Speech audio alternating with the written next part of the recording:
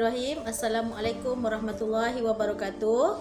Baik, selamat sejahtera semua pelajar. Hari ini kita akan mula belajar dalam bab 5 tingkatan 4, tajuk Persekutuan Tanah Melayu 1948. Baik, dalam bab 5 ini kita akan belajar yang pertama tentang latar belakang penubuhan Persekutuan Tanah Melayu 1948. Yang kedua, kita akan belajar faktor-faktor penubuhan Persekutuan Tanah Melayu 1948. Yang ketiga, kita akan belajar tentang ciri-ciri Persekutuan Tanah Melayu 1948.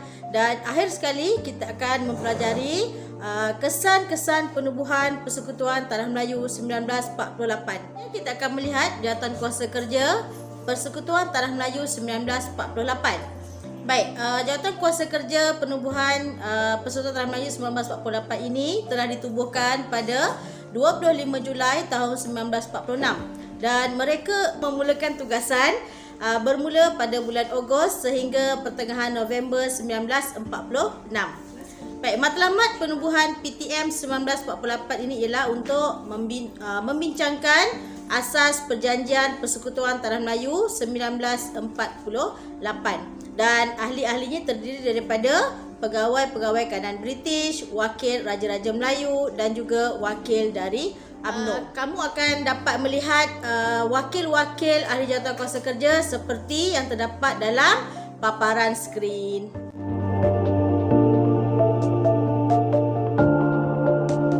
Terdapat beberapa cadangan yang dikemukakan oleh jawatan kuasa kerja ini untuk penubuhan Perjanjian Persekutuan Tanah Melayu tahun 1948.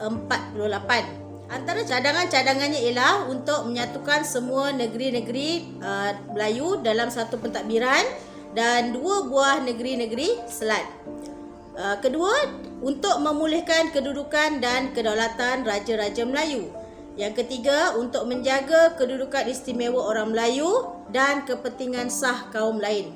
Dan yang keempat, untuk menubuhkan Dewan Perundangan Negeri bagi setiap negeri dan mengenakan syarat kewarganegaraan yang ketat. Baik, ini merupakan ahli jawatan kuasa kerja seperti yang tertera dalam gambar.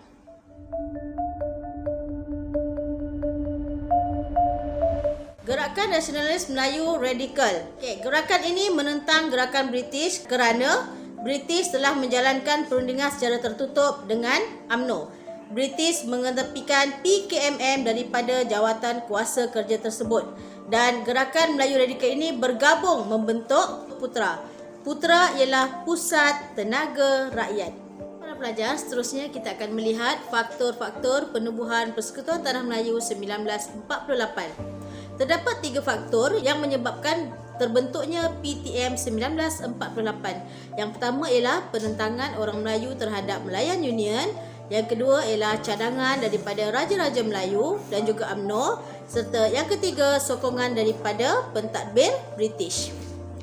Baik, kita buat sedikit ulang kaji bagaimana Persekutuan Tanah Melayu 1948 ini boleh terbentuk. Sebenarnya PTM 1948 ini terbentuk rentetan daripada peristiwa penentangan penduduk tempatan terhadap Melayan Union. Baik, Melayan Union telah ditubuhkan oleh British pada tahun 1946. Namun mendapat reaksi bantahan daripada pelbagai pihak menyebabkan PTM 1948 ini terpaksa untuk dibentuk bagi menggantikan Perjanjian Melayan Union. Kita lihat reaksi Raja-Raja Melayu tentang Melayan Union. Yang pertama, kes Melayan Union ini dibawa ke Mahkamah Tinggi England dan mereka menghantar surat bantahan ke London. Pihak-pihak ini telah menyokong Kongres Melayu. Permaisuri Perak memimpin gerakan menentang Melayan Union dan mereka memulakan upacara pelantikan Gubernur Melayan Union. Itu merupakan reaksi dari Raja-Raja Melayu. Manakala reaksi dari rakyat, terdapat bantahan menggunakan akhbar Melayu. Yang kedua, bantahan daripada para cendekiawan. Yang ketiga, bantahan Persatuan Melayu. Yang keempat, bantahan di negeri-negeri Melayu dan mereka mengadakan Kongres Melayu serta pihak UMNO menganjurkan bantahan secara besar-besaran. Baik, kita lihat faktor penubuhan Persekutuan Tanah Melayu 1948. Setelah gagalnya Perjanjian Melayan Union, Mereka telah mencadangkan untuk menubuhkan Persekutuan Tanah Melayu 1948. Yang pertama, penentangan orang Melayu terhadap Melayan Union. Kita lihat golongan-golongan yang membantah Melayan Union ialah orang Melayu, Raja-Raja Melayu, Cendekiawan Melayu dan pihak UMNO. Apa yang mereka lakukan ialah mereka telah mengadakan bantahan terhadap Melayan Union dan pihak daripada British iaitu Gammons dan Rhys William telah melaporkan hasil tinjauan terhadap bantahan itu kepada Dewan Parlimen British setelah mereka kembali ke England.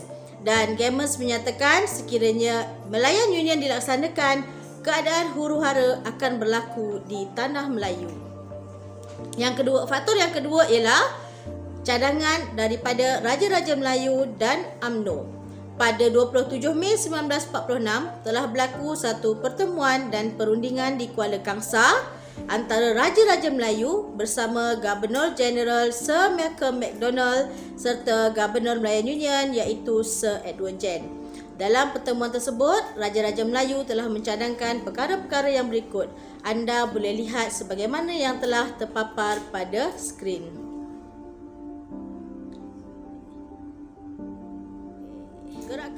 Faktor yang ketiga ialah sokongan daripada pentadbir British. Pentadbir British yang menyokong Melayan Union telah digantikan. Yang pertama, Sir Edward Gen. Yang kedua, Sir Malcolm Macdonald dan juga pegawai-pegawai British yang lain. Sebab-sebab yang diberikan oleh pentadbir British ialah Persekutuan Tanah Melayu dapat mewujudkan keamanan, kestabilan dan kemajuan ekonomi. Persekutuan ini akan mewujudkan keadaan politik yang stabil. Keadaan ini mendorong pelabur luar untuk melabur di dalam negara kita. Yang ketiga, British perlu melaksanakan dasar dekolonisasi yang disarankan oleh Pertubuhan Bangsa-Bangsa Bersatu iaitu PBB melalui Piagam Atlantik. Untuk pengetahuan anda, dasar dekolonisasi ialah ke arah berkerajaan sendiri. Seterusnya, British telah melakukan tindakan. Pada bulan Mei 1946, Sir Edward Gen bertemu dengan wakil UMNO di Pulau Pinang. Dan pada 18 Julai 1946, pertemuan di King House Kuala Lumpur dan British memberikan peluang kepada Dato' Onn Jaafar dan Raja-Raja Melayu untuk mengemukakan cadangan balas. Pada seterusnya kita akan lihat ciri-ciri Persekutuan Tanah Melayu tahun 1948. Ciri-ciri ini terbahagi kepada 4 bahagian iaitu bahagian pentadbiran, kuasa Raja-Raja Melayu, perundangan dan kewarganegaraan. Kita lihat ciri yang pertama iaitu pentadbiran Persekutuan Tanah Melayu. Untuk makluman semua, PTM telah menggabungkan 9 negeri-negeri Melayu bersama dengan 2 negeri-negeri Selat. Singapura kekal sebagai tanah jajahan British yang berasingan. PTM diketuai oleh Pesuruhjaya Tinggi British, diikuti oleh Majlis Mesyuarat Persekutuan dan Majlis Perundangan Persekutuan. Di dalam Majlis Mesyuarat Persekutuan terdiri daripada ahli rasmi dan ahli tidak rasmi yang dilantik oleh Pesuruhjaya British, manakala Majlis Perundangan Persekutuan terdiri dari ahli pelbagai kaum. Ciri yang kedua berkaitan kuasa Raja-Raja Melayu. Majlis Raja-Raja dibentuk dan membolehkan Raja-Raja Melayu memberikan pandangan dalam perkara yang tertentu. Pada peringkat negeri, semua rang undang-undang diluluskan dalam Dewan Perundangan Negeri dan perlu disahkan oleh Sultan. Ciri yang ketiga ialah perundangan. Majlis Perundangan Persekutuan diketuai oleh Pesuruhjaya Tinggi British dan bidang kuasa Majlis Perundangan Persekutuan seperti mana yang tertera di dalam paparan skrin ini. Ciri yang keempat ialah kewarganegaraan. Terdapat 2 jenis kewarganegaraan yang terkandung dalam PTM 1948. Yang pertama secara kuat kuasa undang-undang dan yang kedua secara pendaftaran. Anda boleh melihat dengan lebih teliti melalui paparan skrin ini berkaitan dengan 2 jenis kewarganegaraan yang terkandung dalam PTM 1948. Kita mengakhiri pembelajaran kita pada hari ini. Kita lihat dahulu kesan-kesan penubuhan Persekutuan Tanah Melayu 1948. Terdapat beberapa kesan, antaranya ialah dengan adanya penubuhan PTF 1948 ini dapat mengembalikan kedudukan Raja-Raja Melayu. Yang kedua, dapat menjaga kedudukan istimewa orang Melayu.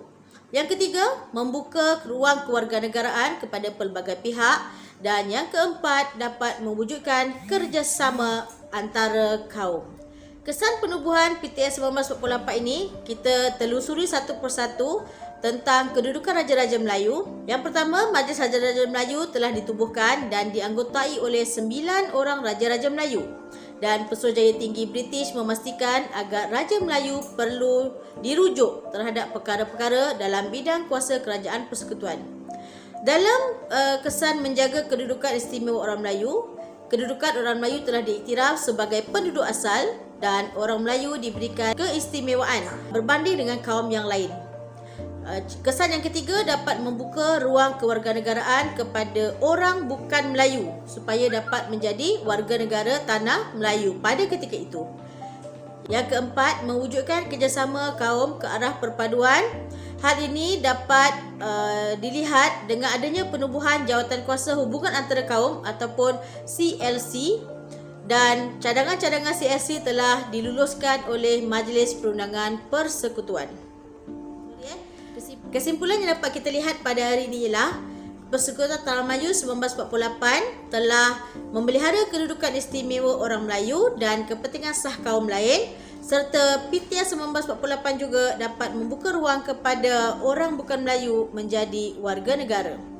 Kerjasama antara Raja-Raja Melayu dan UMNO membolehkan Persekutuan Tanah Melayu 1948 terbentuk, dan pembentukan ini mengembalikan status Raja-Raja Melayu dan orang Melayu.